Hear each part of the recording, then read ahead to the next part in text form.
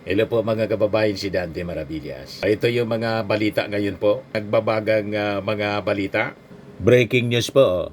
Pinagkakasuhan na ng administratibo ng Independent Commission for Infrastructure or ICI sa Ombudsman. Sina dating DPWH Secretary Manny Bunuan, dating USEC Secretary o Undersecretary Roberto Bernardo, Maria Catalina Cabral at 5 iba pa kaugnay ng 72 million ghost flood control project sa Bulacan. Sa interim report ng ICI nakasaad na posibleng nilabag ng mga nabanggit and grave misconduct, gross dishonesty, conduct prejudicial to the best interest of the service, code of conduct and ethical standards for public officials and employees. Inirekomenda rin ng komisyon na kasuhan ng kriminal sina dating DPWH Engineer Henry Alcantara, Bryce Hernandez, may-ari ng Top Notch Catalyst Builders Incorporated na si Yomir Villanueva at 5 iba pa. Kabilang sa mga asunto na posible nilang karapin ang paglabag sa Anti-Graft and Corrupt Practices Act, malversation and falsification, Presidential Decree 1559 at Government Procurement Reform Act.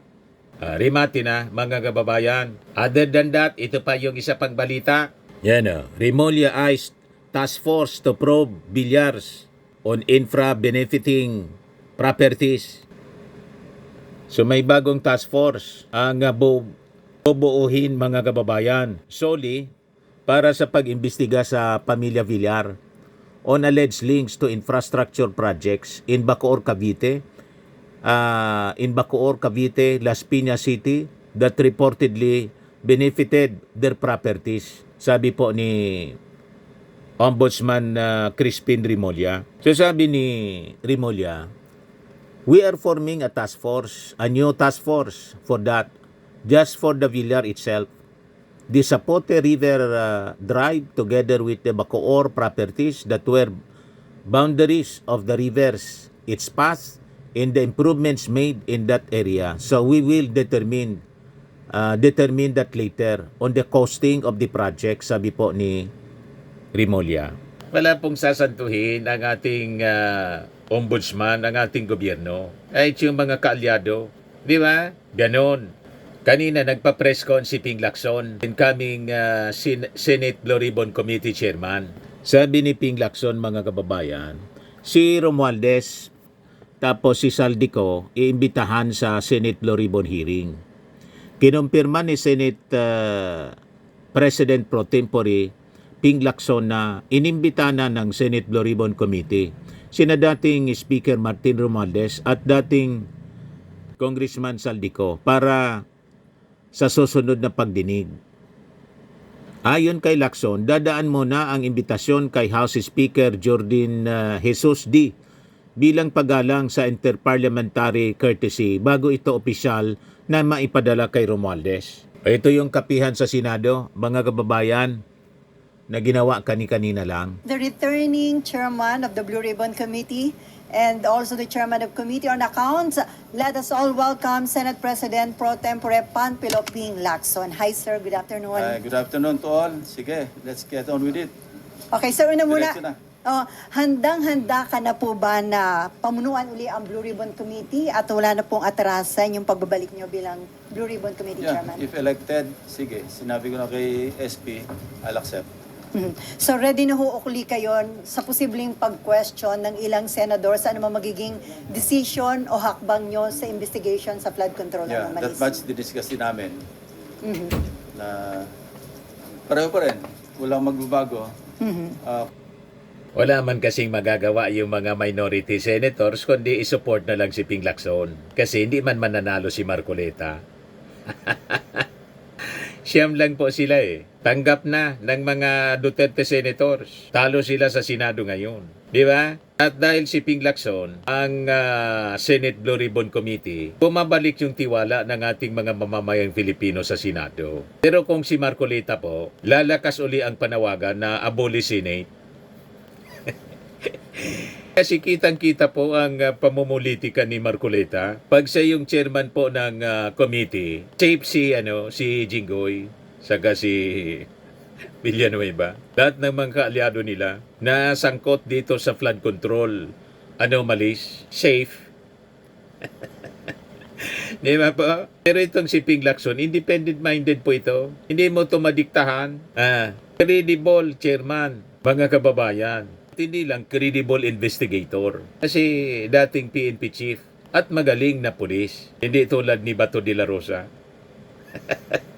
na naniniwala na authentic pag may butas. Authentic ka niya, may butas. Di ba? So, pakinggan natin yung press con kanina. Kung saan kami dala ng ebidensya, di doon. Correct. And sir, tiwala kayo na hindi naman madidestabilize ang leadership ni SP Soto once na magbalik kayo bilang Blue Ribbon Committee Chairman? Well, anything goes. Kung doon mapunta, nag-uusap na rin kami tungkol doon. Pero ano yung nakikita niyong chance? Sa ngayon, wala naman po. I don't think so. That much inassure naman ako ni Senate President. Nakausap niya, I think nakausap niya yung mga kasamahan namin. Mukhang okay naman. And then sir, tuloy na tuloy po ba yung panibagong hearing ng Blue Ribbon sa November 14? Hindi ko pa na-coordinate kay Senator Sherwin kasi siya yung chairman ng Finance Committee. Hingin ko yung Friday kung pwedeng ipakante niya. So, tentative pa po yun, sir. Kung mabibigyan niya ng puwang, tuloy yung Friday hearing. And then, marami pong curious dun sa sinabi nyo na isa sa mga invited ay very important witness. Gaano po ba ka-importante ang kanya magiging testimonya, sir? Importante kasi pwedeng ma-wrap up yung lahat ng pwedeng o kailangang malaman patungo pati sa prosecution sa conviction.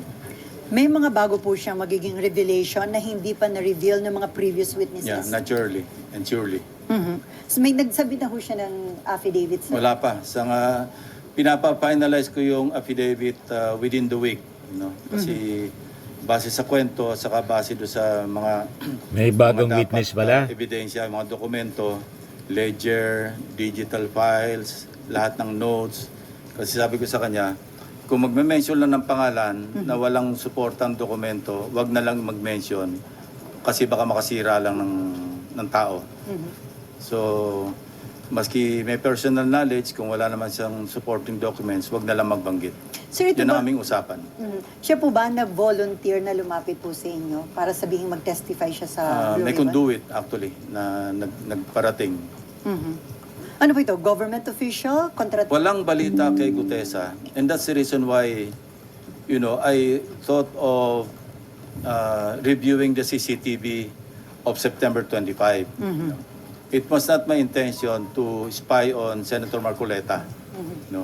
Ang talagang reason kung bakit pinahanap ko yung CCTV footage, para magkaroon kami ng clue kung sino yung pwedeng kasama niya, na pwedeng mapagkilanlan, na pwedeng ipaabot sa kanya yung invitation through that person.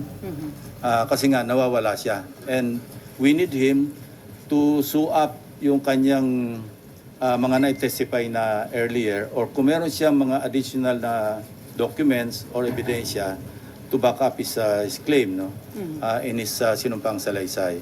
Naghahanap din kami ng magko-corroborate doon sa kanya mga sinabi. In fact, si Senate President Soto was in touch earlier with Senator Bato de la Rosa. Because sabi ni Senator Bato, meron siyang pipresenta na magko-corroborate kay Gutesa. And I just thought na baka yung si Paul or yung Mark na minention. But nung kinumusta ko kay Senate President, sabi ko, natatandaan ko may sinasabi si Senator Bato, why don't we pursue that? No? Kung po pwede niya maipresenta kasabay sa hearing sa Friday. When he checked, sabi ni Senator Bato, ang balita niya, mukhang nag-join up na kay Gutesa. kay Congressman Saldico sa Europe. So baka And yun we're still validating, kung yun ang sabi. So madali naman yon. We will check with immigration kung meron talagang departure, assuming na they use their real names. Yeah. So sino po ba yun yung ihaharap Mark ni and Sen- Paul, yung sinasabi niya na yeah. kasama niya na nag-deliver. Importante yun kasi what we need kay Gutesa, yung magko-corroborate, whether it's another witness or whatever documentary evidence na meron siyang hawak para maipakita niya. Otherwise, mere allegation by one person, parang maski sa korte, maski sa prosecution level, baka hindi mag-hold water. No? So hindi ho kayo mag-stand up yung kay Gutesa na... Sa ngayon, sa tingin ko, being an investigator for so long, pag alam kong ganun lang, isang salita lang, sa isang tao, mahirap tumayo. So kailangan natin ng magko-corroborate. Sa isang interview, sinabi nga ho ni Senator Rodante Marcoleta na nasa Chile na yung si Mark ba o si... I don't know. Ang pagkaalam ko lang, na nag-join daw, sabi ni Senator Bato kay Senate President na sumama na raw kay ex-Congressman Saldico. Pero sir, plano nyo rin po bang patawag Kung may yung dalawa? information si Senator Marcoleta na nasa Chile, tingnan natin. Basta anything that can really sustain yung lahat ng mga testimonies so far revealed sa mga hearings na nakaraan, we should go there. So kasama po ba yun sa plano talaga ng Blue Ribbon na ipatawag yung sila Paul and Mark ba? Yeah, kasama. Especially Gutesa, para makita natin kung meron siyang mga supporting documents. May mga talks na may pinagtatakpan, merong pinipili, no? Hindi ganon. No?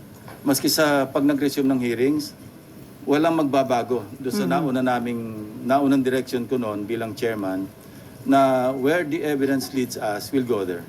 Sir, kinu-question din ni Senator Marcoleta yung aligasyon na pineke ni Gutesa yung kanyang Yung mga standard or specimen signatures ni Attorney Spera, kinumpare doon sa question document. Meaning, yung kinu-question na sinasabing hindi niya pirma. Hindi nga nang match eh. Hindi naman kami yung nag-conclude kundi NBI plus yung... at yung mga nakadetain po dito sa Senate, sir. Yung mga hinahawakan na ng ombudsman at saka yung inimbestiga na undergoing preliminary investigation, kung ano yung kakulangan na pwede ma-contribute pa ng Blue Ribbon Committee sa mga hearings, pwede pa rin namin i-pursue. Pero kung repetitive na at naipadala na, kasi I remember when I gave plus drives kay Secretary Vince Dizon. Ito yung pinanggalingan nito, yung dalawa kong privilege speeches. Binigyan ko yung acting ombudsman at that time, si acting ombudsman Vargas. Binigyan ko si dating ICI advisor Mayor Magalong. Binigyan ko si Secretary Vince Dizon. Sabi ko, kompleto na yan. Actually, pwede na ako mag-file ng kaso based on the evidence contained in those two privilege speeches. Kasi kompleto naman talaga yun eh. Videos, documents, yung mga falsified documents, yung pagkasingil, nagbayad, lahat nandoon naman na. So, nakatulong yon. Kaya nakapag mag-conduct ng preliminary investigation. Katunayan, Bulacan saka Oriental Mindoro nga yung inuna nila, di ba? So, but we're not stopping at Bulacan and Oriental Mindoro. Kasi pasok ng pasok lahat yung mga information. Kayo mismo sa media, di ba? Ang dami nyo na nakakalap na ebidensya because people have become conscious at saka talaga naging kaya natin para talaga masustain yung effort ng government to really get to the bottom of all these issues, all these anomalies, at para mapanagot talaga yung dapat managot. Otherwise, kailan naman ulit ito? After 5 years? After 10 years? So, walang katapusan. It has become a vicious cycle. So, yun. We're there right now and we intend to continue. So yung iba na nakapag-testify, kung repetitive lang din, hindi na po paharapin? Yeah, pwedeng hindi na paharapin. At kung pwedeng naandyan sila, pero kung ang sasabihin nila, nasabi na nila, what for? Parang ano lang yun, redundant na. Si Senator Erwin Tulfo, yung Vice Chairman ng Blue Ribbon Committee, nirequest na po ba niya na i-issuehan ng subpoena do Sistecom yung ledger na mag-asawang Diskaya? We intend to issue subpoena do Sistecom kina Mr. and Mrs. Diskaya para malinaw yung kanyang tinestify na may mga 17 congressmen na nakatanggap ng mga kickback. Importante yon kasi matatahi talaga at mapapalakas yung ebidensya doon sa kanyang tinestify. So, dapat ma-invite po uli mag-asawang Diskaya. Yes, nandiyan naman si Curly eh. Imbitahin din namin si Mrs. Iskaya at kung ano yung kanilang mai-contribute pa, no? Patungo doon sa kanilang nauna ng sinabi na may mga congressmen na involved. So sir, itong investigation sa flood control anomaly, sa tingin nyo magtatagal pa o ilang hearing na lang po ito? Well, I think pwede nang i-wrap up at least yung flood control projects, yung GOES at saka substandard. Then we can segue to other. The last time we met with the SP and I think Senator Kiko and Senator Bam, meron kaming kausap who offered mga civilian na who offered to help us scrutinize yung budget. Meron sila mga resource persons na nag-offer ng assistance. So we welcome. And marami kaming na-discuss doon. Number one, alisin talaga namin yung unprogrammed fund. Ang program appropriations, matitira lang yun sa foreign assisted. Of course, yung sa special purpose, yung contingent, yung mga quick reaction fund, hindi naman pwedeng alisin yun kasi paano kung mayroong calamity. Second, yung full transparency. Na-discuss na namin ito and we agreed with the Senate President, Senator Gatchalian, na hanggang sa BICAM, fully transparent. Hindi pa lang niya raw na-figure out how to go about it. But ang initial step is, hindi na pa pwedeng merong alien na papasok doon sa disagreeing provisions. We will limit, for easier monitoring pati, we'll just limit ourselves to putting up a matrix o kaya just juxtapose lang yung House version against the Senate version, and we will confine or limit ourselves to synchronize, to reconcile the disagreeing provisions. Hindi na po pwede yung wala naman sa House version, wala naman sa Senate version, papasukan natin ng kung anong version. Wala na yon. Kasi that's the real intent or purpose of the bicameral conference, especially sa budget. Reconcile the disagreeing provisions. So at least along that line, nagkakasundo kami, and that's a good step para talaga maging transparent yung pagpasa natin ng budget all the way. Sino Amor? Marlon? RG? Ako si Camille. Nahin natin, Amor. Apo. Sir, balikan ko lang po kay Guteza. Are you bothered by his disappearance? And ano po yung current efforts right now to locate him? Well, obviously, sincere yung efforts to locate him. Kasi he has to clarify yung kung meron siyang maidadagdag, idagdag niya. So, importante yung kanyang presence kung meron siya maidadagdag pa sa kanyang nauna ng pinahayag. At saka concerned din kasi hindi na natin alam kung ano nangyari sa kanya. May mga claim na nasa marine compound, hindi naman pala. May mga... At saka parang gusto ko rin malaman sa kanya, sino ba talaga yung naggawa ng affidavit mo? Kasi nakita ko yung interview ni dating Congressman Mike Defensor, katulong sila Sinasabi niya na they helped Gutesa draft his affidavit. So, kailangan maklarify din yon. Hindi ba ang sariling gawa ni Gutesa yung affidavit? Kung hindi niya sarili, sino yung mga tumulong sa kanya na maggawa ng affidavit? Ano po yung basa or tingin nyo, analysis nyo dun sa situation? Is he hiding or meron po bang nagtatago sa kanya? Hindi ko alam. Yung guess mo is as good as mine. Kasi wala nga nakakalam, tahimik na tahimik. Alam nyo, ganito lang yan. Kung ang hangad mo, mag-prosecute talaga, makapagpa-convict talaga, dapat hindi siya nawawala. Kasi ang pwede lang mag-prosecute sa kanya, DOJ or Ombudsman. Hindi siya mahanap ng DOJ. Hindi siya mahanap ng Ombudsman. Kung ang intention mo, magpropaganda lang, diyan ka sa Blue Ribbon at mawala ka na. Kasi yun lang Sa ngayon, di ba, nagkaroon ng isipan sa mga kababayan natin na siya lang ang nakapag-implicate kay Speaker Romualdez. Yung although kay Congressman Saldico, hindi lang siya, ang dami pang ibang nag-implicate sa kanya, nauna na. Pero ang importante rito, in-implicate niya si dating Speaker Romualdez at nag-iisa siya nakapag-implicate. Pagkatapos nawala siya. So kung ang hangarin mo is talagang logical conclusion, which is to prosecute and convict former Speaker Romualdez, dapat nandito siya. Hindi man sa Blue Ribbon, kung inisip niyang hindi siya makapagtiwala sa Blue Ribbon, humarap man lang siya sa DOJ, humarap man lang siya sa Ombudsman. Kung yun ang hangarin. So now, anong isipin natin? Bakit Blue Ribbon lang at pagkatapos ng isang pagsipot, nawala ka na? So sir, hindi niyo ba tatanungin si Mike Defensor considering na siya ang nagbigay kay Marcoleta? Yun nga, papadala namin yung subpoena through the office of Senator Marcoleta. No? And yung sinasabi niya na iniispayan ko siya, hindi yun ang dahilan.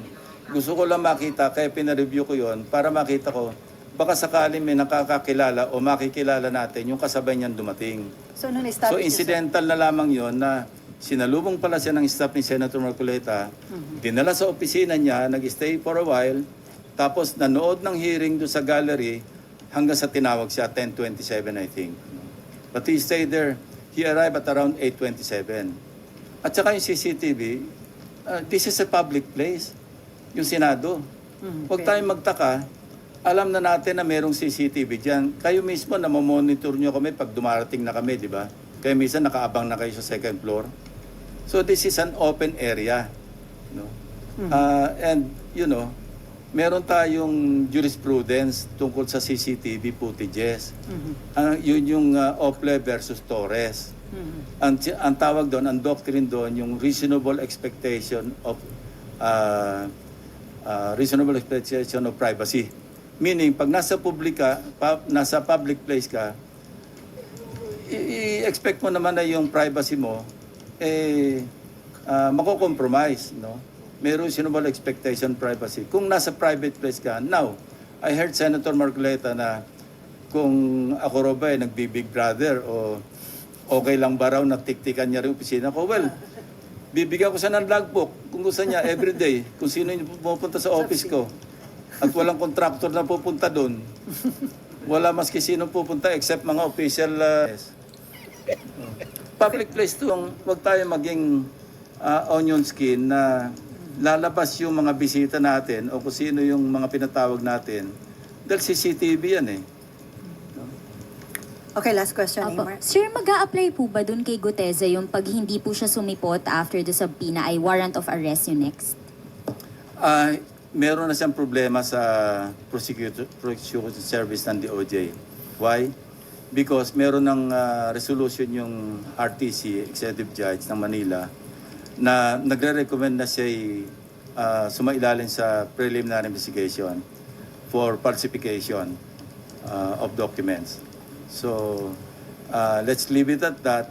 Now, hindi naman siya, ibig sabihin, pumunta siya rito on his own volition.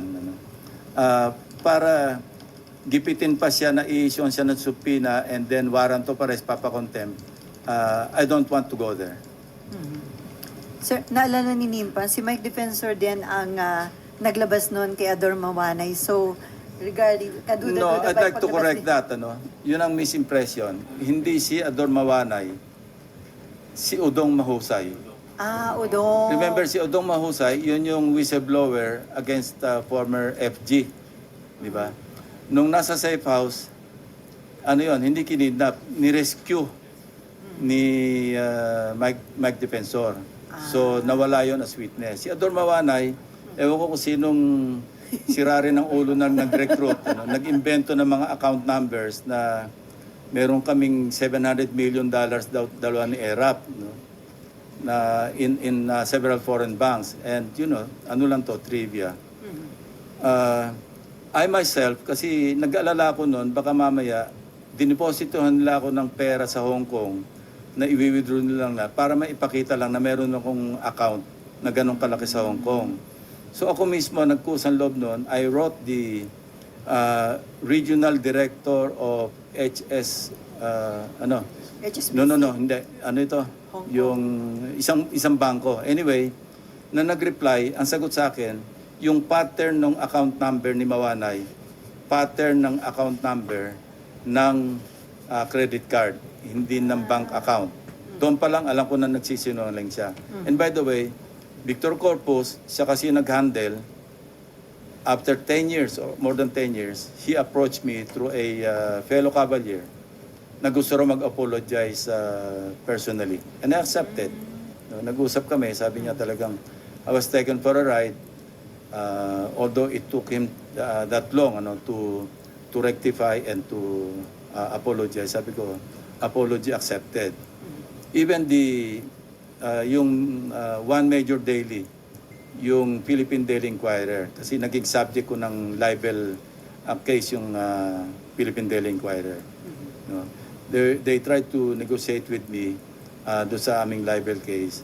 Sabi niya, any story that you want, headline or above the fold. Sabi ko, I don't want that. Ang kailangan ko lang to get back or restore my dignity. No? Maggawa lang kayo ng konting erratum, public apology, kasi talagang for the longest time, yung nagsuffer ako ng gusto. So, this is nothing new to me, yung nangyaring ganyan na nagre-recruit ng witness, nakapanira ng tao, because I've been there. I've done that. So sir, may info ka ba? Bakit si Mike Defensor ang nilapitan ni Gutesa? Tapos si Mike Defensor inilapit naman kay Senator Marcoleta. May Hindi info pa, importante sa akin yun. Importante sa akin, yung aking trabaho bilang Chairman Blue Ribbon Chairman.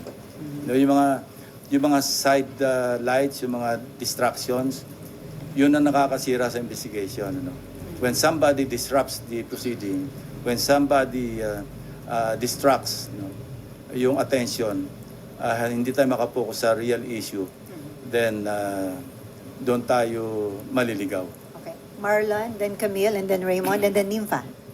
Since na-mention nyo na valid naman yung testimony under oath na sila sa kailangan nga ba? May effect pa ba sa credibility niya yung sinasabing forged? Yes, valid, pero somehow makaka-affect sa credibility niya. Kasi di ba sabi rin ng mga abogado, falsus in uno, falsus in omnibus, false in one, false in all. So hindi ko sinasabing hindi totoo yung sinasabi ni Gutesa sa kanyang affidavit o sa kanyang pagsasalaysay sa Blue Ribbon Committee. Pero hindi ko rin sinasabi na solid yung kanyang credibility kasi siya mismo nagsabi nang tanongin siya na siya mismo nagpa-notaryo ng kanyang sinumpang salaysay. So alin dyan ang totoo, alin ang hindi. Hindi na natin alam. And doon din, pag hinimay natin yung kanyang statement, minsan box, minsan maleta. No? Tapos parang hindi kakasya doon sa sinabi niyang isa o dalawang vans, yung iba SUV. Hindi kakasya yung 46 na maleta. Parang hindi kakasya doon. So these are, if we examine the testimony o yung kanyang yung as narrated, titingnan natin lahat yon. And paggawa ng committee report, pati sa recommendation, kung sino ba yung papayalan ng charges, all those things will be considered. Raymond, Nympha, and then Mav. Yung kay Gutesa po, kung hindi po siya a-attend or kung umattend po siya at walang magko-corroborate ng mga sinabi niya, will it end his presence? Ibig ko sabihin, tutuldukan niyo po ba? Considering na dati po kayong investigador. Yeah, kung wala na siya may dadagdag at yung say-so niya lang, allegation lang na mag-isa, mukhang mahirap ang stand-alone eh. So, maski ba sino, halimbawa si Sally, nag-volunteer mag-witness, sinabi niya, nagbigay siya ng pera kay President Marcos, tapos hinto siya doon, papaniwalaan ba natin si Sally? Nang wala siyang pangsuporta man lamang na ebidensya doon sa kanya sinabi. Correct. Yeah. Sana kung meron siyang resibo o nakapagtabi man lang siya ng maski yung post-it na 48 million. At dinala niya, eto nga nakapagtabi ako ng isang post-it. Na mukhang post-it talaga nung araw, hindi yung ginawa lang ngayon. So, yun, mga notes. Alam nyo, nung investigador ako, meron kami tinatawag na investigator's notebook. Yan, ina-admit sa court yan eh. May puprobo naman na sinulat mo yan nung nasa crime scene ka na ikaw nagte-take ng notes. Yun, valid yun. Kung meron siyang ganon, yung halimbawa, nagte-take notes siya nun, meron siyang diary, na sinulat niya noong December 2024 hanggang August 2025 na nag-deliver kami rito. O kaya meron siyang sulat sa kanyang asawa, sa kanyang pamilya, magdi-deliver ako. Kasama ko si ganito. Yun, valid na valid yun. Ang lakas nun. Ay, yung pictures, sir. Well, pictures, yes. Yeah. Sir, Or, sabi ko nga, logbook. Maski hindi sa kanya galing, independently, nakakuha tayo ng copy ng logbook na halimbawa, January 2025. May pumasok na several vans, several vehicles, convoy, nakalag doon. Correct. Ang lakas nun. Ako, solid sa akin yon na ebidensya yon na totoo ang kanyang sinasabi. Pero ano ba, box ba? Maleta ba? At saka nga alam ko, pag naglagay ng pera at namigay ng pera nakalagay sa maleta, hindi sa akin ang alam ko, mamurahin, hindi Rimowa. Napakamahal na Rimowa. 46 na Rimowa. Alam mo ba kung magkano Rimowa ngayon? 1,000. Ito hanggang bewang niya sinasabi niya. Baka hindi lang 100,000 yon. Usually, ang mga pinamimigay dyan, mga Xiaomi, yung kumbaga sa iyo na yung maleta na yan. At Parang masira, ganon. Oh. Okay, Camille. Follow up. Baka magalit sa atin yung Chinese yan. Okay, Camille. Gagawa po ba kayo ng mga specific forensic or audit trail para po, kasi sinasabi po ni Senator Marcoleta, napakalaking halaga nung i-deliver kay Speaker Romualdez. Since dati po kayong investigador, sir, sa PNP. Trabaho ng AMLAC. So, I think matitrace nila yan ma-establish. if they can still backtrack yung large withdrawals. Yeah. Say, from what? Kung sino yung contractor. Alam naman natin na nag-withdraw sila. Katunayan, frozen na nga yung accounts ng iba, hindi ba? And mind you, yung 5.2 billion pesos is just trickle in the bucket compared do sa mga nakikita nating billion-billion na nagche-change hands pagkakatapos sa isang proyekto. I think AMLAC is on its way to further looking at yung tinatawag na web of accounts. Kasi pag sinabi nating web of accounts, ito yung from one account to another, to another, to another. Hagip lahat yun. So, I'm just hoping, we can just hope na yung AMLAC will go as far as that. Kasi importante yun because when we amended the Anti-Money Laundering Act, sinama namin yun web of accounts. Lahat ng nadapuan noong transaksyon, halimbawa ni Sims, at yung katransact niya, nakipag-transact sa iba at nakipag-transact sa iba, hagip lahat yon. So para malaki naman yung ma-recover ng government sa mga, hindi lang contractors, kundi doon sa mga tiwali ng mga opisyal, congressmen and senators included. Okay, Raymond. One point. Sa pagbabalik nyo as chairman of the Senate Blue Ribbon Committee, ano ang naghihintay na kapalaran doon sa 4 na opisyal that are being held sa baba after na ma-contempt sa committee hearing? Well, they may be detained there up to the CDDA adjournment, which is 3 years from now or 2 years from now. Unless makasuhan na sila, sir. Well, pag makasuhan sila and may warrant of arrest, kung merong court order, yung commitment order yung court, then we will transfer them. In the meantime, they will have to stay here. Mabuti na rin yan para kung kailangan din sila, at least madali silang escortan ng OSAA. Ginagawa namin yan In-escortan sila sa ICI, in-escortan sa DOJ, or kung ano yung agency na nangangailangan sa kanila. Okay, Nympha. And then Mab. Afternoon, sir.